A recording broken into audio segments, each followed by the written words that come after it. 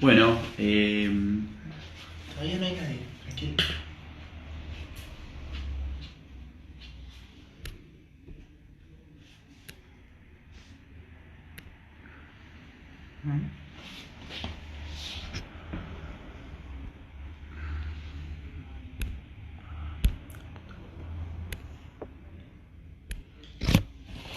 bueno, buenas tardes para todas y para todos. Acá estamos esperando que se pueda sumar nuestro invitado. La idea de hoy es poder conversar y desasnarnos un poco acerca de este tema que venimos discutiendo en los últimos días, que es la decisión del gobierno nacional de Alberto Fernández de, en primer lugar, intervenir la empresa Vicentín y luego, dadas las distintas circunstancias, enviar o no un proyecto de expropiación al Congreso. Eso se está discutiendo ahora, así que estamos esperando que se pueda sumar el Rulo de la Torre. Vamos a ir esperando que se vayan sumando a distintas personas. Bueno, Vicentín es un tema muy importante también para la provincia de Santa Fe, que es una empresa de nuestra provincia que tiene ya una situación, diría hasta de sentido de pertenencia de la provincia, una empresa de hace muchos años, y que es una empresa que está vinculada a una actividad económica que también tiene mucha pertenencia o que genera distintos tipos de sentido de pertenencia en algunos sectores, que es la actividad agroexportadora. Vamos a esperar que se vaya sumando un poco más de gente y que ya comenzar a charlar con el Rulo de la Torre.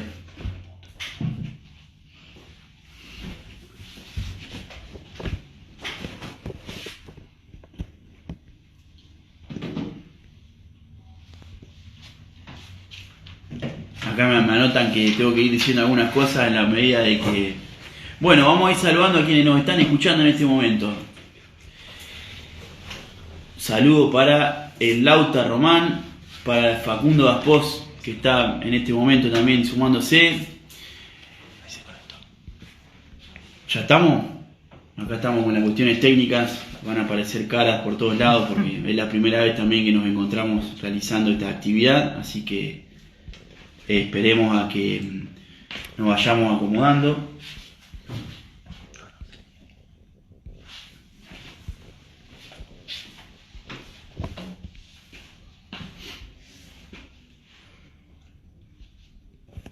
Saludo también para, a ver,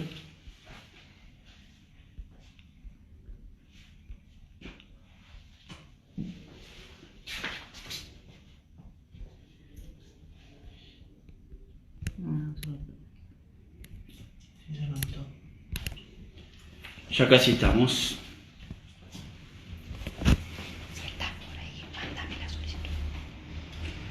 Bueno, Rulo, si estás por ahí, envíame la solicitud, así te podemos empezar a transmitir, que veo que estás conectado, me parece.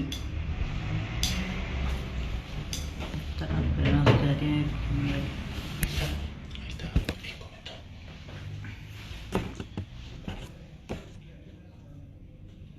Bueno, ahora entiendo qué difícil que es para los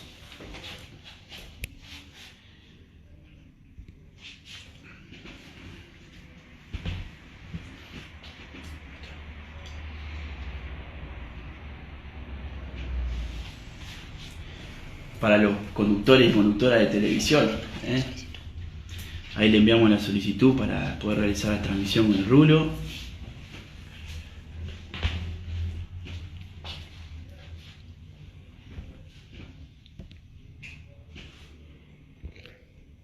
Ya no vamos a poder conectar.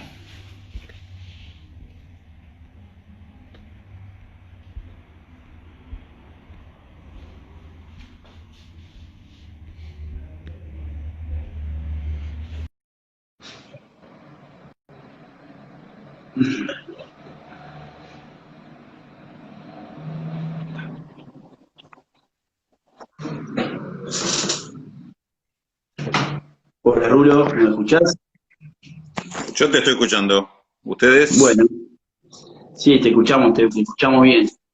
Espera que... Bueno, primero, agradecerte la gentileza que estás teniendo con nosotros, de poder contactarte o contactarnos con vos a esta hora de la tarde ya. ¿Estamos Eh, ahí? ¿eh? Estoy en Aprovechar imagen. también. Me apuntan acá si podés girar el teléfono, si lo podés poner vertical, me dicen Vertical, perfecto. Bueno, los especialistas. Bien, ahí está, ahí te veo perfecto. Bueno, Rulo, te ok. decía, ahí estás, perfecto, Es para que termine de acomodarlo, para que no se caiga. muy bien. Listo. Bueno, Rulo, Bueno, muchísimas gracias por la gentileza que tenés. Voy a contarles a quienes se van sumando a la charla quién sos, un pequeño resumen de tu currículum. Él es Raúl Rulo de la Torre, es periodista y economista, director y editor general de Motor Económico, también es editor del diario Página 12 y participa del noticiero internacional de la TV pública. Bueno, Rulo, para no quitarte más el tiempo, la idea es poder conversar con vos de este tema que nos tiene tan atentos y tan en vilo a quienes participamos del Movimiento Nacional y Popular, que es la decisión que tomó el presidente Alberto Fernández de intervenir a la empresa Vicentín. Y antes de por ahí tratar el tema específico de la empresa, yo estuve sí. viendo que del portal Motor Económico subiste un gráfico muy ilustrativo acerca de la condición de la extranjerización que tiene nuestro complejo agroexportador.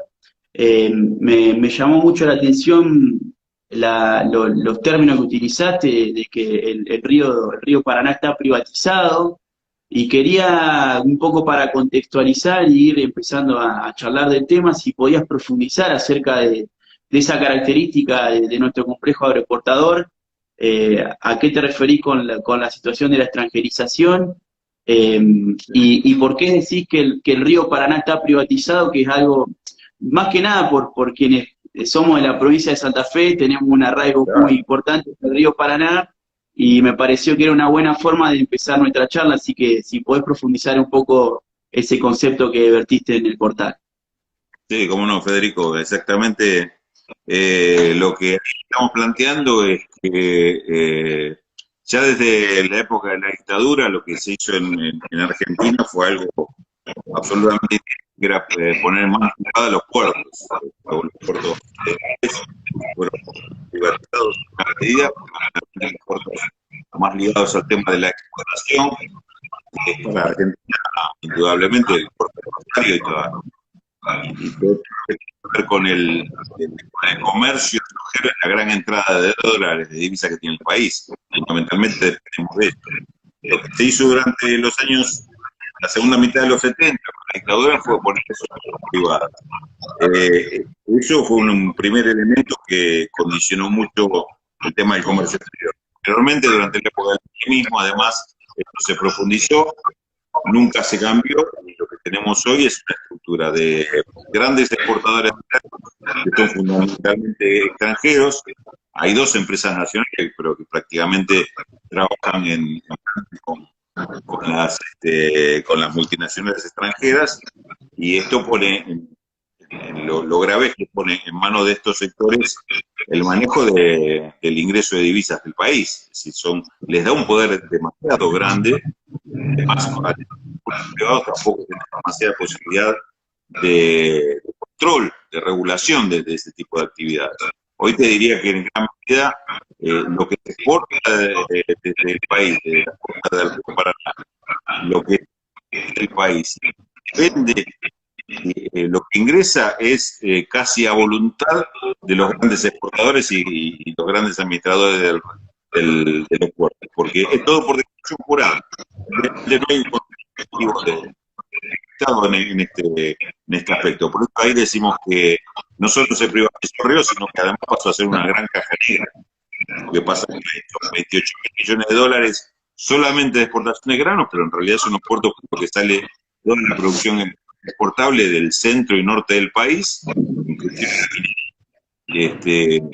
con lo cual fíjate vos la importancia estratégica que tiene el poder de eso, poder en este caso se planteó a través de Vicentín, el presidente de la Nación, claro que era uno de los objetivos principales el tema de que el Estado pueda intervenir en eso. Puede ser un actor que conociera de qué se trata esto y qué es lo que está pasando. No, por lo menos un ojo y un oído atento de lo que se y creo que la existencia de estos sectores aquí. Bien, bien, Rulo, se entendió perfectamente. Otra de las cosas que por ahí, una de las cosas que se vio en las manifestaciones y que se volvió a repetir esa idea de todos somos el campo. A mí me sale preguntarte, ¿existe la unidad del campo? Es decir, estas empresas, estos complejos agroexportadores, son el campo, el campo tiene una posición monolítica ante esto. Me llama mucho la atención de que siendo Vicentín deudora de un montón de productores, también se genera una lógica como que de vuelta a instalar esa idea de que están todos los productores unidos en una lucha contra el Estado opresor. Digo, ¿es tan así que el campo está en unidad? ¿Se ve esa suerte de que es una nueva 125, como empiezan a decir algunos comunicadores? No, yo creo que no es así, que no hay una unidad de criterio en el campo, no es una sola cosa, pero creo que lo primero que te debemos comentar es cómo, porque la 125 fue un gran error político de cómo se encaró. Posibilitado que del otro lado lo plantearan así y plantearan esa unificación y que lo que estaba haciendo el Estado era o usurpación del capital privado o poner impuestos confiscatorios como se utilizaba en aquel momento, y era simplemente decir, bueno, están teniendo una ganancia extraordinaria, repartan un poquitito de la parte extra que se están ganando, eso era la 125, que en realidad era una medida, si querés, en términos impositivos, bastante liviana. Sin embargo, sí, como ese gran grupo, esa bola que los que nos tocó seguirlo eso en su momento y después charlando con muchos de nuestros principales referentes políticos, fue el momento de desestabilización más grande que vivió en los 12 años de kirchnerismo, porque realmente pusieron en riesgo la continuidad del gobierno. No era solamente de pagar menos impuestos o más impuestos. Se puso en riesgo eso. Y eso creo que dejó una lección muy grande que no sé si hasta dónde se entendió. Yo creo que se caracterizó mal en aquel momento el tema del sector agropecuario y en algún plano todavía nos está costando entrarle a esa cuestión, porque evidentemente no hay intereses comunes en el campo, no es solo un solo interés. Si vos pensás en lo que fue todo el proceso de sojización, la gran todo eso, los primeros perjudicados son una cantidad de productores que fueron desplazados.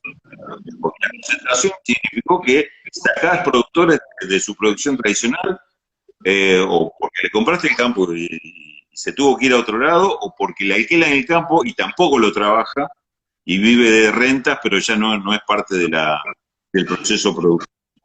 Pero también desplazó a otras actividades. Vos imaginate, y todo, hay ejemplos de sobra, que un tambo, que antes era una cantidad de gente trabajando y que como es la práctica del tambo, que tenés que estar a la mañana, tenés que estar a la tarde, el ordeñe lo tenés que hacer, tenés que preparar la leche para que en un lugar que mantenga la temperatura. Se reemplazó por una plantación de soja que sacás toda esa parte industrial, sacás toda esa actividad, simplemente dejás un poco que pasa la máquina sembradora una vez por cosecha y después pasa la cosechadora en la fecha que le toca cosecha, y en el medio no hay nadie trabajando. Entonces, el productor es el gran desplazado. El desarraigo es parte de este proceso de sojización que tuvo el campo argentino. Bueno, a eso me parece que no hemos logrado todavía entrarle como para decir, bueno, este es un proceso que daña la vida en el campo. Hay que proteger la vida en el campo, hay que tener otro proceso de producción, hay que pensar otro tipo, otro modelo de producción. Y atrás de eso ocurre que con la soja hay una renta magnífica por lo que significa la exportación y la ingresos, y vos en ese plano que tenés que terminar. Ellos asociados supuestamente a los mismos intereses de los exportadores. Los exportadores son los que concentran el negocio y cuando tienen que pelear contra un impuesto que los afecta a ellos, como el tema de las retenciones, a los que le mandan a dar la cara es a los productores que salen en la ruta a cortar. También ahí hay una identidad también tramposa entre la gran corporación que lucha contra una política, contra una política pública en este caso, y quién sale a dar la cara, ¿no? Yo siempre doy el mismo ejemplo. Todos nos acordamos todo el mundo sabe de quién hablo si nombro al Alfredo de Ángel. Alfredo de Ángel Ahí se nos cortó un poco la transmisión. A ver.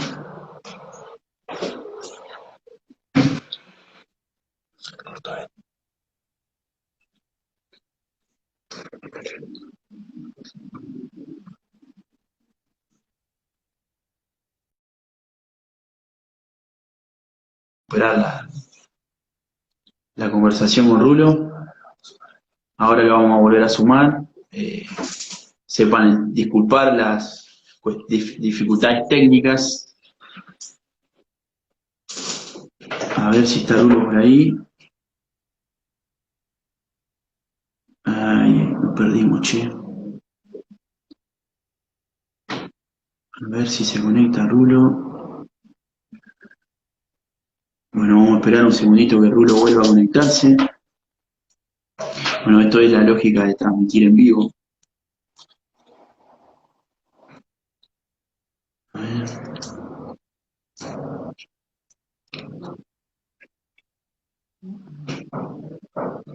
Bueno, ya vamos a recuperar a la conversación con Rulo.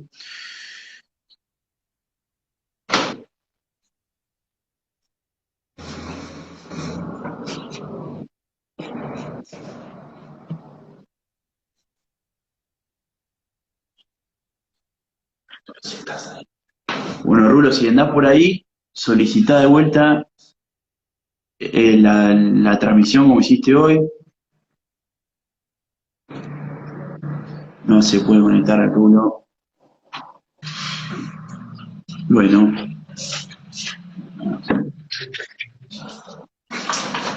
Ya vamos a volver entonces cuando vuelva el Rulo, que nos estaba desasnando acerca de lo que sucede con Vicentín, explicando dos cuestiones que nos parecían muy importantes para poder ilustrar la situación. La primera, la composición extranjerizado o la extranjerización que hay en nuestro complejo agroexportador.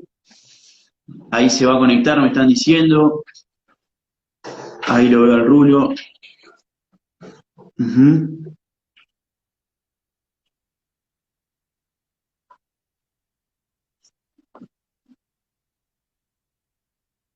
A ver si ahí lo recuperamos al Rulo.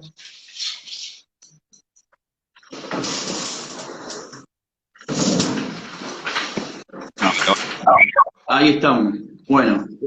Por fin, menos mal. ¿Querés continuar? No sé hasta dónde te quedaste, si no... A ver, lo que te estaba redondeando un poquito, me parece, cuando se cortó este tema de los sectores exportadores y el productor, esa identidad que te decía que todos nos acordamos de la cara de Alfredo de Ángel y de quién se trata, pero nadie no se puede acordar de quién era el titular de Cargill, un representante de Cargill o de cualquiera de las grandes exportadoras, porque no aparecían ellos en la pelea. Y eran realmente los protagonistas. Si había un boxeador en el ring peleando contra el gobierno, en realidad debían ser ellos, no los productores. Ellos eran el boxeador invisible, ¿no? Te imaginas que te pegue y no le podés pegar porque no sabes dónde está. Me parece que este es un problema que hay que resolverlo políticamente. hay que explicarlo para que se entienda, y hoy estamos ante una instancia que en alguna medida te da otra oportunidad y otra situación. Hoy hay productores que entienden que ellos son acreedores y han sido los grandes perjudicados, pero no sé si se llega a entender que el Estado no busca perjudicarlos a ellos cuando dice intervengo Vicentín o quiero participar de la cuestión de la exportación de grano para poder controlar esto. Sí, ahí creo que deberíamos hacer un esfuerzo de la política de poder acertar en la comunicación. Me parece que es clave porque han despertado un miedo que también aprovecho para preguntar, digo, o sea, peligra la propiedad privada en Argentina por esta política del Estado, porque lo que se empieza a ver es que el sector, digo, opositor al gobierno nacional, utilizando esta situación y por ahí el desconocimiento de algunos productores o de gente vinculada al sector acerca de la decisión que tomó el gobierno nacional, están intentando instalar la idea de que, bueno, se viene el comunismo, se destruye la propiedad privada en Argentina y toda una serie de cosas a las que estamos muy acostumbrados de parte de un sector puntual de la oposición. Digo, pero para clarificarlo, ¿peligra la propiedad privada en Argentina por producto de esta intervención del Estado o más bien está dentro claramente de las facultades constitucionales y de la normativa vigente en el país para poder realizar una acción como la que plantea Alberto Fernández? No, Fede, es exactamente al revés. Peligra la propiedad privada de los medianos y pequeños productores cuando los grandes se hacen tan poderosos. Es al revés, es un Estado este Estado que tenemos y este gobierno, no es un gobierno que busque la colectivización de todo, la socialización, sino que es un gobierno que protege y pretende una distribución un poco más equitativa y garantizar, por ejemplo, el tema de la alimentación. No, hay temas que están muy ligados a este tema, a esta cuestión. Cuando vos tenés un aumento de precios justificado de los precios de los alimentos, es porque alguien se está apropiando de eso y en realidad está pagando un privado que tiene la concentración y la capacidad de fijarte precios y que vos estás obligado a comprar, ya sea la leche, ya sea el pan, ya sea artículos de primera necesidad de los cuales no te puedes privar. ¿Qué vas a hacer? Lo vas a pagar más caro si te ponen más caro. ¿Y dónde va esa plata? Si no es un aumento de costo genuino, se está yendo al bolsillo de alguien. Y probablemente alguien que ha podido concentrar poder para decir, me compras el valor al cual yo te doy, porque si no, no lo vas a tener. Eso necesita regulaciones, eso necesita un Estado presente, eso necesita una disputa, pero eso va en favor de la propiedad de mucha gente, ¿no? Y por ahí sí va en contra de los intereses de algún sector muy concentrado. No olvidemos que todo este tema del neoliberalismo, sobre todo en nuestros países, la gran falla que ha tenido es la gran concentración económica. Este es un capitalismo que no es sustentable, ¿no? Es un capitalismo que no puede durar mucho tiempo por esta cuestión de la concentración. Dame un segundito. Sí, sí. Ya está. Esto tenía acá un compañero que vino a hacer una tarea acá en el departamento. No, está bien, si estamos en la misma, por acá también pasan. Bueno, es un tema central y fundamental y que incluso es una pelea o es una tensión que hay desde hace muchísimos años en nuestra nación y que hoy lo seguimos teniendo, independientemente de los gobiernos que pasen. Por ahí cuando estamos quienes pertenecemos al campo nacional y popular, tendemos a realizar política para poder intentar resolver este problema, pero que acarrea una cuestión de fondo muy grande y te pido disculpas por la pregunta que te voy a hacer, porque para responderla es muy amplia, calculo, pero ¿por qué sale tan caro comer en este país? ¿Qué es lo que pasa con el precio de los alimentos, Rulo, que hace que sea pero tan difícil acercarse al supermercado día a día? Digo, ¿cuál es el o los, calculo que son varios los motivos que hace que un país que exporta la determinada cantidad de alimentos o que puede alimentar, como dice la famosa frase, se podría alimentar 400 millones de personas con lo que produce Argentina y no le puede terminar de dar de comer a 45 millones de habitantes? ¿Dónde cree que está la clave en la carestía de los alimentos? A ver, alguna vez lo pude hablar con Eduardo Bussi, porque Esta frase la decía inclusive desde arriba del escenario en la época de la muerte de las Argentina podía alimentar a 400 millones de personas y había hambre. Y le echaban la culpa al gobierno. Yo le decía a Bussi, pero si tenía que mirar el costado tuyo. Tenías la sociedad rural, las confederaciones rurales. Ahí está la razón por la cual había hambre en Argentina. Ahí es la razón por la cual están caros los alimentos. Porque hay una concentración muy grande que es lo que determina que los valores los definan unas pocas personas que tienen el control y el manejo de la producción primaria. Hay otro problema que tiene que ver con algo que explicábamos antes. El modelo de producción agropecuaria en Argentina es muy dependiente de la exportación. Si vos le vas al tema de la soja, la posibilidad de hacer la producción más rentable y no regulás eso, probablemente todo el mundo haga soja y deje de hacer lo demás. Si vos el maíz le vas a dar la posibilidad de que exporte y que el valor que logre en la exportación sea el mismo valor que después va a cobrar el mercado interno, le estás haciendo pagar al mercado interno un costo altísimo porque ese producto o el dólar te va para arriba y no lo podés manejar, no lo podés controlar. Entonces, esas cuestiones son cuestiones estructurales que hacen que Argentina tenga la posibilidad de tener una altísima producción de alimentos, pero sin embargo la población tiene que pagar muy caro. Esos alimentos, la estructura de producción del agro, la define el mercado externo y los precios internacionales. Los precios además también lo define el mercado internacional. Yo soy partidario, esto sé que es una cuestión que merecería una discusión mucho más profunda. Yo soy partidario de la desconexión entre los precios internacionales y los precios internos. Claro. La posibilidad, el país tiene potencial de exportar, bueno, que exporte lo que tenga que exportar sin desabastecer el mercado interno.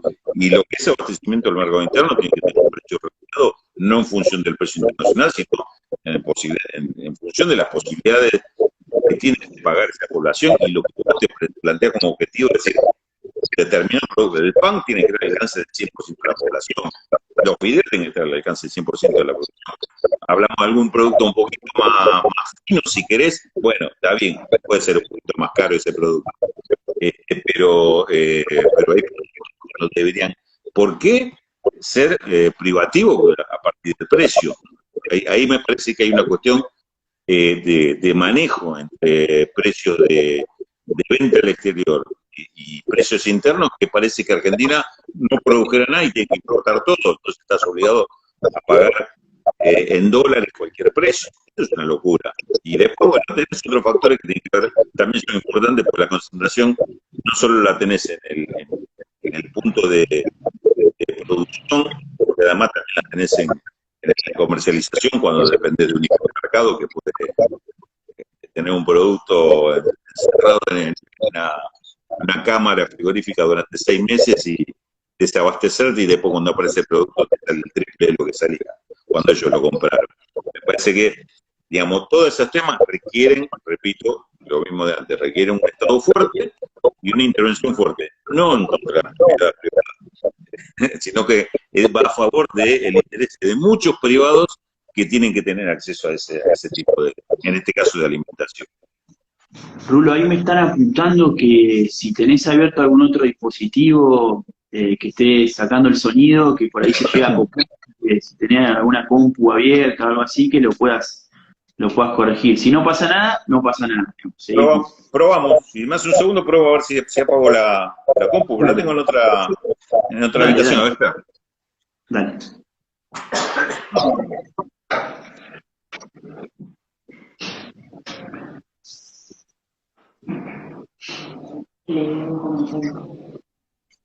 Bueno, acá hay algunos comentarios que estamos teniendo. Bueno, muchos vinculados a el tema de la dificultad del sonido. Nos probamos a ver. Ahí estamos. ¿Está mejor? Vinculado a esto que decía recién, Rulo, ¿crees que el hecho de que haya, no conozco las estadísticas, pero como se produce sobre tierras alquiladas, no hay una incidencia en el costo de la producción? Claramente las hay, pero que no estaría la clave también de que el Estado empiece a regular esa situación, digo, porque al final nosotros terminamos en el supermercado pagando el alquiler de la tierra y que eso también es una situación, digo, es muy complejo. Por lo poco que yo conozco, yo no soy economista, soy profesor de historia, así que por eso por ahí te encaré las cosas de la lucha que se vienen llevando hace unos años, pero por lo que conozco de la composición de la propiedad agropecuaria en la nación, digo, hay una gran parte de los alimentos que consumimos que se producen sobre tierra alquilada. ¿Esto es así? Sí, exactamente, exactamente. Inclusive vos tenés el ejemplo de, digamos, hablando de Santa Fe, por ejemplo, sur de Santa Fe, una explotación con una estructura mediana, pero que sea suficientemente amplia como para ser rentable, pueden ser 150 a 200 hectáreas. Y pasa en muchos casos que el productor es dueño de 50 hectáreas y tiene que alquilar el resto para llegar a una unidad que sea rentable. Y es un pequeño, mediano productor, pero para alcanzar una determinada escala necesita alquilar. Ahora, ese alquiler está, en general, se ha llevado que ese alquiler se mide en cantidad de productos, es decir, determinados quintales de soja. Sí. Entonces, sube el precio de la soja y el alquiler le vuela a ese productor. Y si tiene un año con bajo rendimiento, digamos, baja su rendimiento en producción y sube el alquiler porque el precio se mantiene alto de la soja, le está pagando determinada cantidad de quintales y le va a consumir una producción mayor, que fue lo que pasó el año pasado, por ejemplo. Entonces, yo no creo que eso vaya tanto a incidir sobre el precio final, porque el precio final, en definitiva, te lo van a fijar de acuerdo al precio internacional. Sí va a incidir en la posibilidad de que ese productor pueda seguir produciendo o no. Entonces, sí va a incidir en que va a haber una mayor concentración, porque va a desplazar al productor con menos posibilidades o con menos campo propio. Pero eso tiene que ver con el modelo productivo. A la larga, sí, te genera también un conflicto de precios. Pero, digamos, eso, este tema de los alquileres de los campos y los valores como están determinados hoy, digamos, primero que es un costo más que se dolariza. Porque si vos lo pones en precio de azúcar, lo estás dolarizando. Y segundo, también te está haciendo al modelo de producción. Insisto que Argentina debería estar pensando esto, pero poner las mejores cabezas a pensar cuál es el mejor modelo productivo, porque estamos pagando y vamos a pagar carísimo las consecuencias de este modelo irracional que tenemos hoy. Pero, digamos, ahí está un punto en el cual volvemos al eje que me parece importante que vos planteaste de entrada. La comprensión de que el Estado trabaja a favor de eso y no en contra del productor. Ojalá se entendiera esto. Yo, inclusive hablando con productores, con gente muy de campo, digamos, que vivió toda la vida en el campo y por ahí tiene una forma sencilla y cuando lo empezás a escuchar decís, no es tan sencillo, estos son los que saben en serio. Digamos, hacen todo este razonamiento, ven la dificultad, pero ellos no ven que el Estado le esté resolviendo eso. A mí me pasó estar un productor, una persona muy grande en el campo y que te diga, me decía, ve, ese campo que está allá, arriba del monte ese, está haciendo soja, le está metiendo químicos a ese campo, que en 3 años ese campo no sirve ni para pastura. El otro campo de allá, ya en este año dejó de producir porque también quemado con agroquímicos. Ahora, esa persona que me dice esto no ve en una política, no está viendo una política del Estado que le está diciendo, no, claro, acá se está produciendo mal. Si antes acá se producían ganado y ahora al ganado lo desplazó la soja. Y con la soja vino todo el tema de los agroquímicos. Ahora, ¿cómo haces para que se entienda que una cosa tiene que ver con otra y la política pública tiene que estar ahí presente? Eso no se puede dejar nada más en manos de un productor o un dueño de campo que dice, yo hago lo que más me rinde y repito las consecuencias que tenga esto. Bien, Rulo. Hoy, cuando mencionaste algo vinculado a la cuestión de la alimentación, ya que seguimos hablando en este tema, digo, específicamente, ¿cuál crees que puede llegar a ser el rol de una futura Vicentín? Después se verá, digo, bajo qué régimen si es una empresa mixta o no, si se estatiza o no, eso se va a ir viendo conforme a cómo se vayan desencadenando los acontecimientos, pero digo, ¿qué rol crees que puede tener una Vicentín en esa idea que Alberto comenzó a gozar de la soberanía alimentaria? ¿Crees que puede ser un buen principio para que el Estado empiece, no sé, no lo quiero decir tan crudamente, pero digo, el Estado empezando a competir como un actor más en la comercialización de alimentos? ¿Crees que Vicentín puede ocupar un rol en ese lugar o más que nada es, como veníamos hablando hoy, una cuestión de tener una empresa testigo en el complejo exportador, Sí. más vinculado a la cuestión de las divisas? Yo creo que el tema de empresa testigo ahí juega un rol clave si el tema de empresa testigo te permite conocer algunos mecanismos que están sucediendo y cómo intervienen las políticas públicas para resolver esos mecanismos. Por ejemplo, una empresa testigo te permite conocer, en este caso, una Vicentín, todo lo que es el encadenamiento de precios. ¿Qué está pasando con los precios? A cuánto se vende al exterior, el precio cómo se distribuye internamente, cuánto tenés de costo real, qué significa para una empresa como Vicentín, que es una empresa integrada, dedicar parte de los granos que recibe al mercado interno o al procesamiento para producción de alimentos, y cuánto le significa mandar ese grano con un mínimo valor agregado a la exportación. Digamos, ese esquema de costos hoy no lo conocemos. Hoy no lo conocemos. Entonces, inclusive te permitiría un vínculo diferente con productores y cooperativas agrícolas. Es decir, explotar ese beneficio de que no tenés una empresa multinacional que lo único que le interesa es tener una renta para mostrarle a la casa matriz los resultados, sino que tenga otra política de otro sentido. Me parece que en eso es fundamental la posibilidad de conocer y elaborar políticas públicas en función de lo que vas aprendiendo del sector, en función de lo que puedes explicar cómo está funcionando, y hacerle conocer al productor, al consumidor, a la persona que esté en la región, que vive de alguna forma indirecta también de eso, cómo eso se puede articular de una forma absolutamente diferente. No es una cuestión de competir y ser mejor que alguna de las multinacionales para ganar lo mismo que ellos. Lo mismo, en su momento esto mismo lo planteábamos con IPF. No se trata de que IPF petrolera más y que actúe como actúan las privadas, ¿no? Porque se decía, en aquel momento me acuerdo que hay un argumento que decía, bueno, si IPF estuviera al nivel de lo que hace cualquiera de las multinacionales, estaría ganando, ponele, 3.000 millones de dólares por año, y con esa plata se podría hacer tal y tal. No, pará. El problema es que YPF no puede hacer lo mismo que las otras. YPF va a ser combustible caro, exportando, desabasteciendo el mercado interno, y haciendo todas esas políticas.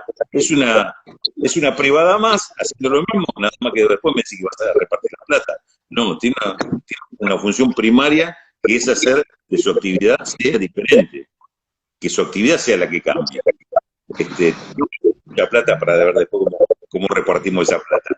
Me parece que en el caso de o eventualmente, como se está proponiendo en estos últimos días, otra empresa, pero que haga ese mismo rol, otra empresa estatal y que pueda hacer ese mismo rol, tendría como tarea fundamental esa. Yo pondría al lado de los que conocen el proceso para hacer técnicamente las cosas lo mejor posible, aquellos que estén pensando ese proceso para que estén aprendiendo ese proceso, para recoger de eso y sacar las mejores políticas públicas posibles.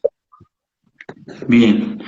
Otro de las cosas que estuve leyendo por ahí que en el portal Motor Económico, de las que hacía mención, era que en esa lógica de que el río Paraná está privatizado, hablaba de una evasión de 1.500 millones de dólares. Sí. Y la verdad que yo vengo escuchando muy seguido de que estas mega empresas, estos complejos agroexportadores, tienen una conducta muy...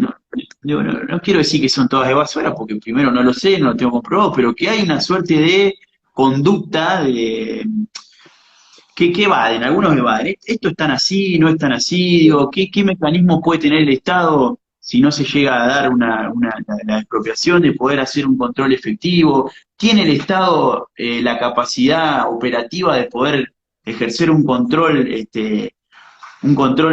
lo suficientemente bueno como para poder regular esta situación? ¿O hay que trabajar un poquito más en ese sentido? Mira, Fede, con el tema de la evasión en la exportación de granos, hay algunas evidencias muy fuertes, que no solo ahora con el tema Vicentín, sino anteriormente, en la etapa anterior también se comprobaron con estas empresas. Una de las formas habituales de evasión es que estas empresas en Argentina le venden a filiales de la propia empresa en el exterior. En el caso de las multinacionales, la empresa X argentina le vende a la misma empresa X en Uruguay. En este caso Vicentín había creado sus propias filiales en el exterior. Vicentín no es una multinacional, pero tenía sus filiales en el exterior, Paraguay, Uruguay. ¿Qué es lo que sucedía? Le vendía a Uruguay y Uruguay resultaba, como pasó en su momento, aparecía como comprando el 75% de las exportaciones argentinas de soja. Y vos decías, mira vos, los uruguayos están consumidores de soja argentinas, ¿eh? ¿Qué es lo que hacen? No, en realidad que el puerto pasaba por Montevideo, facturaba ahí, ni siquiera se acercaba al puerto. Pasaba por ahí, seguía de largo, y el destino era el destino final, ya fuera China, fuera algún otro país de Asia que compraba ese producto. ¿Y qué pasaba? Había un valor de facturación, Argentina-Uruguay, y otro valor de facturación distinto de Uruguay a China, por ejemplo.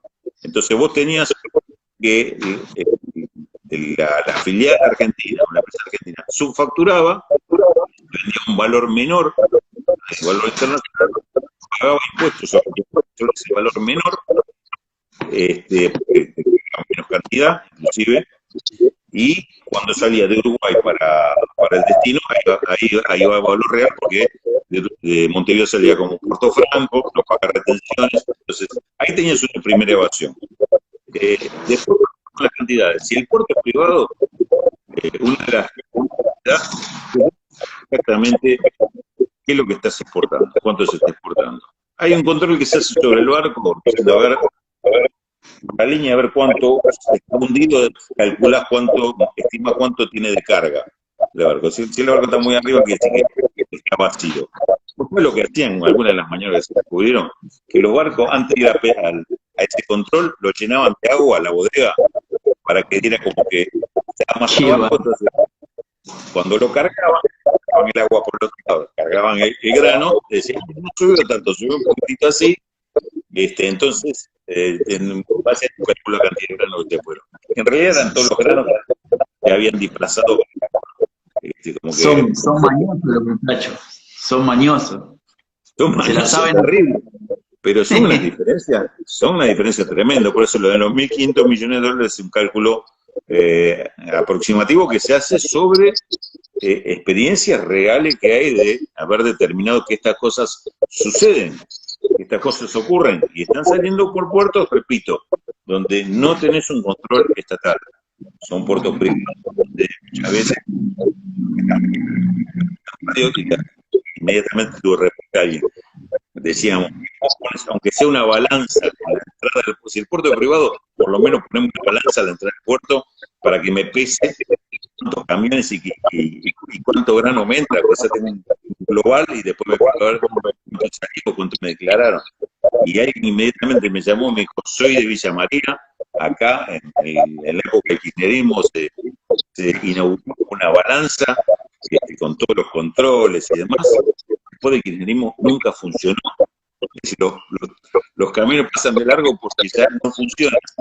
Hay no sé qué problema hubo, 5 años que esa balanza de Villa María está preparada para no funciona. Bueno, esto es lo que sucede. Esto es lo que sucede. Entonces, tenemos razón, un fenómeno real, podemos decir que tenemos una estimación, no podemos tener un número, pero es un tema a controlar, porque vos fíjate, están los impuestos que no se declaran, pero también están las exportaciones que no se declaran. Entonces, esos son dólares que quedaron en el exterior, porque la empresa china que compró lo pagó, acá no entró, se declaró. Esa es una de las formas de fuga, yo sospecho que es la más importante. De la fuga que tiene el país, en los últimos años en torno a los 20.000 millones de dólares por año, yo estoy seguro que gran parte está en los puertos, no en las personas que va a comprar dólares para poner abajo el colchón. Queda claro, perdón que te interrumpa, queda claro que uno de los desafíos más grandes que tiene el gobierno, que tiene el Estado también es, en este contexto sobre todo, es poder tener un control efectivo sobre esa fuga, porque sabemos lo preciado que van a ser las divisas, los dólares en este caso, en un contexto como el que se avecina y teniendo en cuenta las necesidades que tiene nuestro estado de divisa, no solo por la deuda, sino también para poder abastecer la producción, para los insumos médicos y demás, que creo que ahí también tenemos una deuda que es realizar un control efectivo sobre la fuga. Rulo, me queda muy claro y creo que a la mayoría nos queda claro la importancia que tiene Vicentín, lo estratégico que sería que el Estado empiece a tener incidencia o que pueda participar de esa compañía. Queda claro las conductas de cierto sector del complejo agroexportador. Quedó claro también que los productores no son todo lo mismo. Digo todo esto porque te voy a hacer una pregunta un poco corriéndonos de todo esto, porque te quiero aprovechar ya que sos economista y que tengo la posibilidad de poder hacerte yo la pregunta.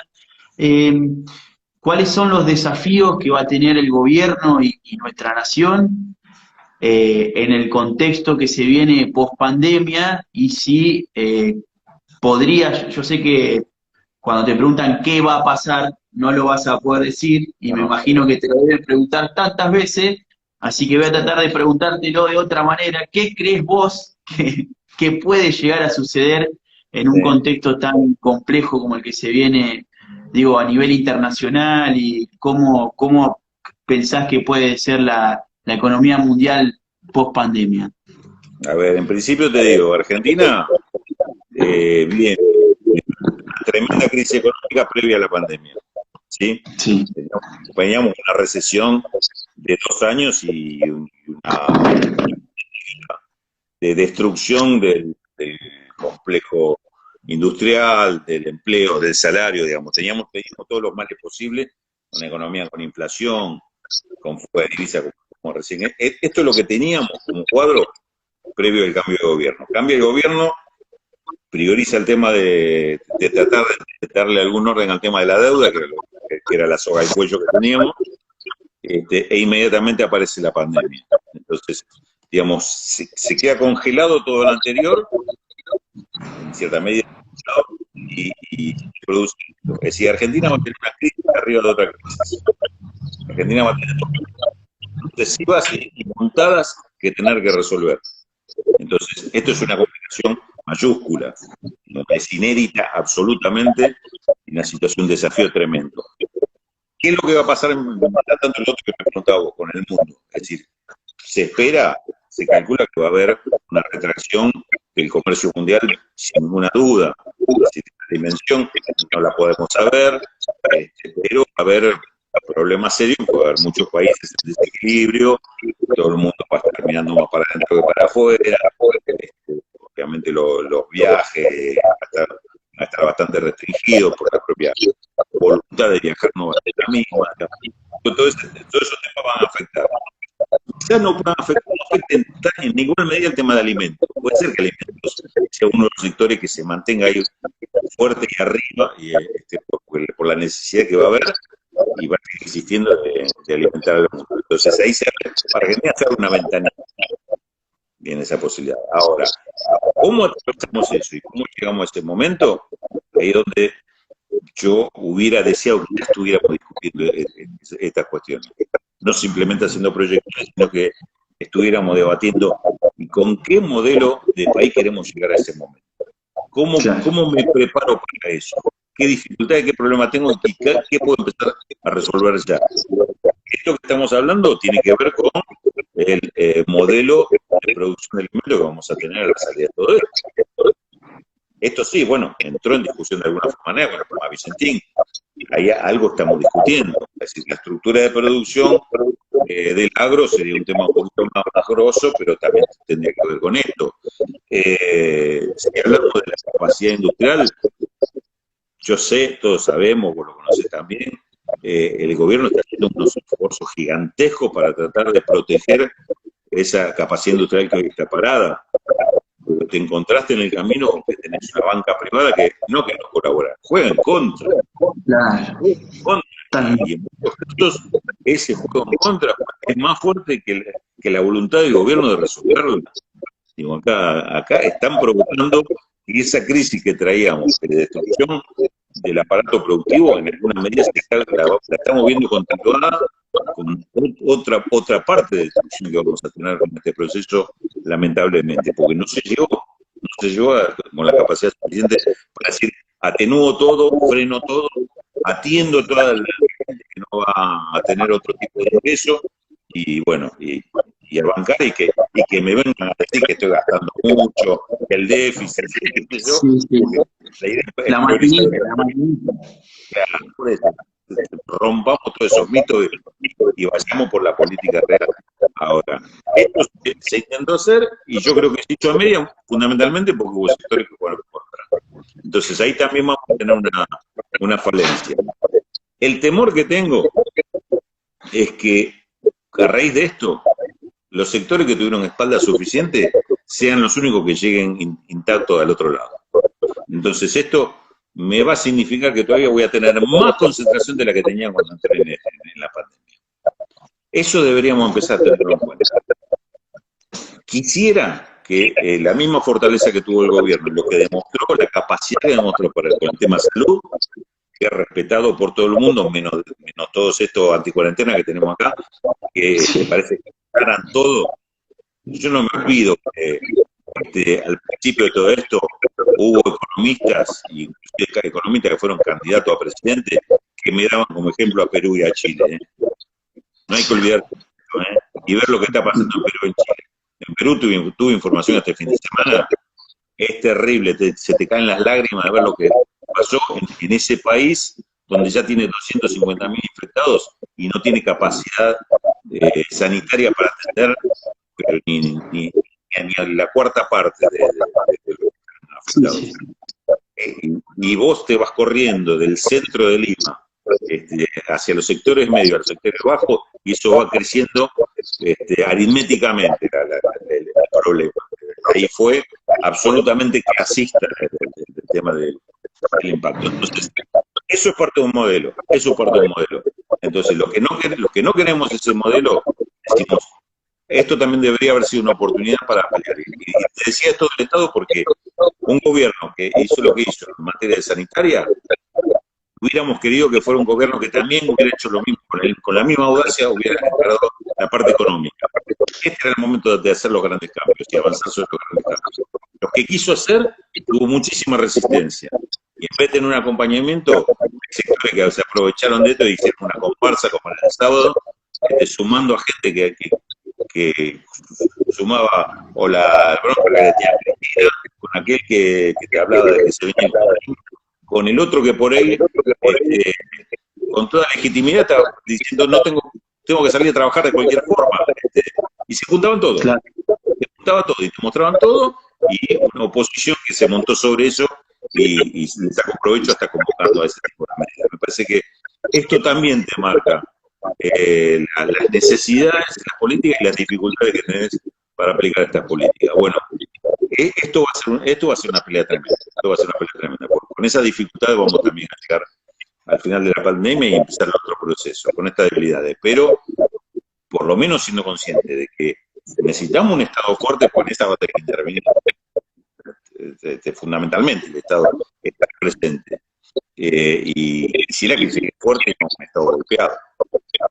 Porque esto, cuando empecemos al final, después te puede esta cuestión de que si Alberto va muy lento, si el otro si no atendés, bueno, está bien, te escuchamos nosotros, pero que el Estado sea lo más fuerte posible, yo creo que eso no podemos dejarlo de lado ninguno de los que pensamos en un movimiento nacional, popular y bienestar para la mayoría. Bueno, quedó muy claro, Rulo, que hay muchísimos desafíos en adelante, lo que se viene va a ser muy jodido. Bueno, yo te quiero agradecer enormemente la posibilidad de haber tenido esta charla con vos, porque de alguna manera nos estás nutriendo, nos estás nutriendo a todos los que por ahí tenemos un poco la misión de comunicar algunas cuestiones y con información que necesitamos, porque claramente en este momento, como decíamos en un principio, la clave está en poder comunicar de forma correcta para poder tener luego la acción política necesaria para que esta situación de Vicentín se pueda resolver favorablemente al interés nacional.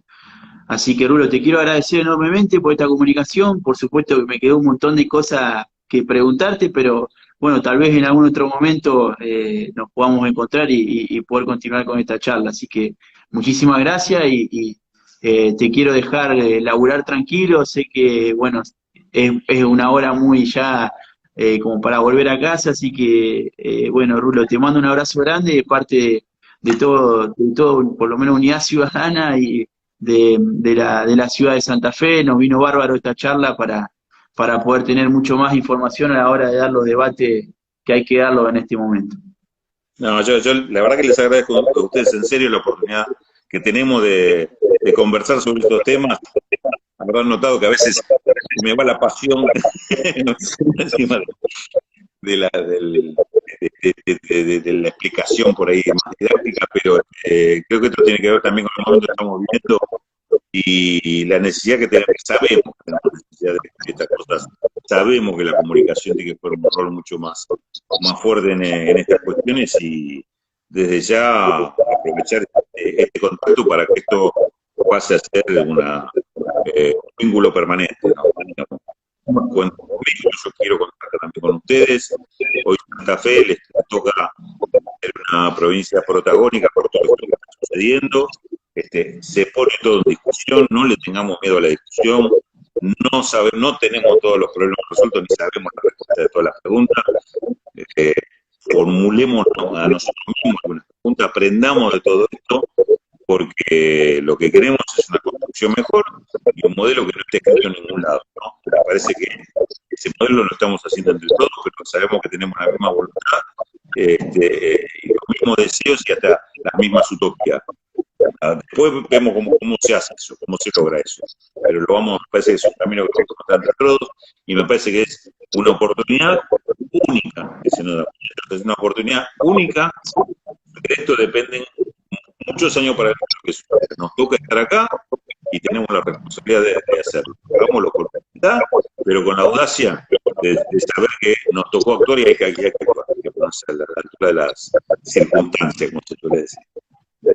Bueno, Rulo, te mando un abrazo grande, seguimos en contacto y bueno, alguna vez te vamos a invitar acá a nuestra ciudad a comer unos pescados cuando el río Paraná pueda subir un poco y empiece a salir algunos de bichitos, como le decimos. Te vamos a estar esperando con todos los compañeros y las compañeras. Te mando un abrazo grande y también un saludo a todas y a todos los que se conectaron y pudieron disfrutar del Rulo en esta charla que hicimos por este Instagram en vivo, que es la primera vez que lo hacemos, con algunas dificultades, pero gracias a Dios tuvimos un acompañante de la talla del Rulo que lo hizo todo muy fácil. Un saludo muy grande a vos, Rulo, y a todos los que estuvieron presentes. Gracias, muchachos. Un abrazo a todos. Chao, chao.